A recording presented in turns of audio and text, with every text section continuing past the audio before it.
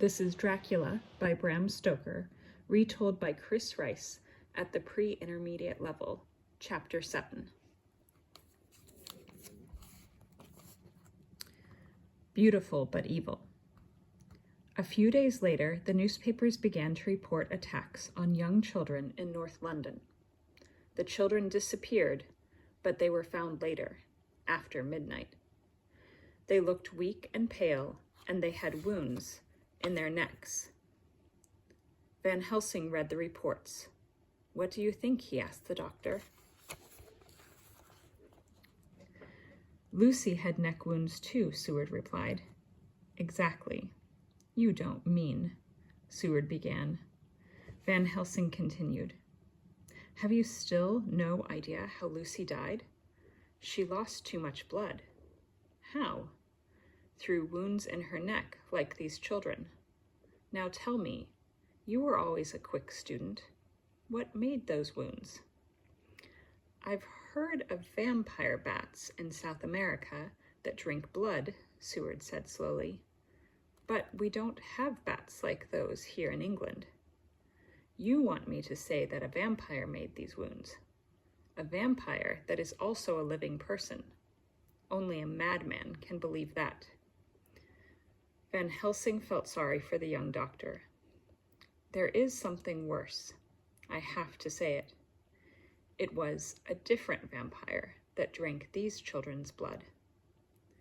It is not the same as the vampire that drank Lucy's blood. Lucy was the vampire that attacked the children."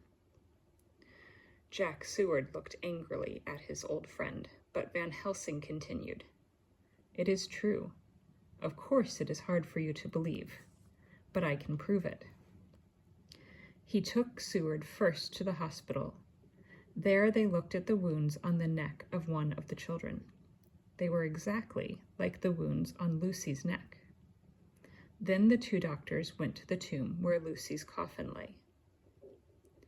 "What are you going to do?" Seward wanted to know. Van Helsing opened the top of the coffin and told Seward to look inside.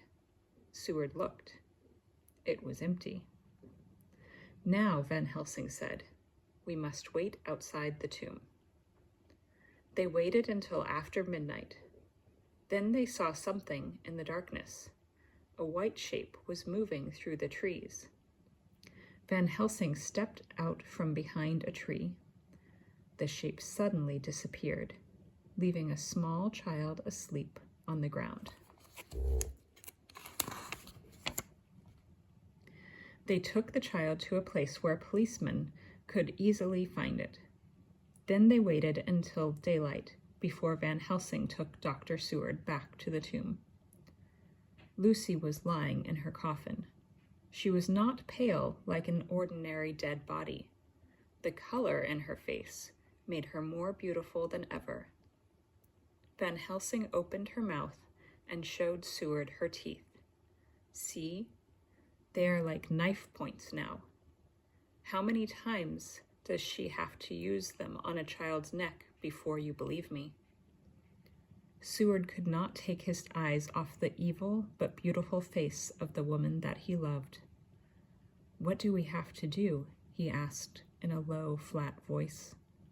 "Cut off her head, fill her mouth with garlic, and push a thick piece of wood through her heart. But not now. We are not ready, and I must ask Arthur Holmwood for his permission."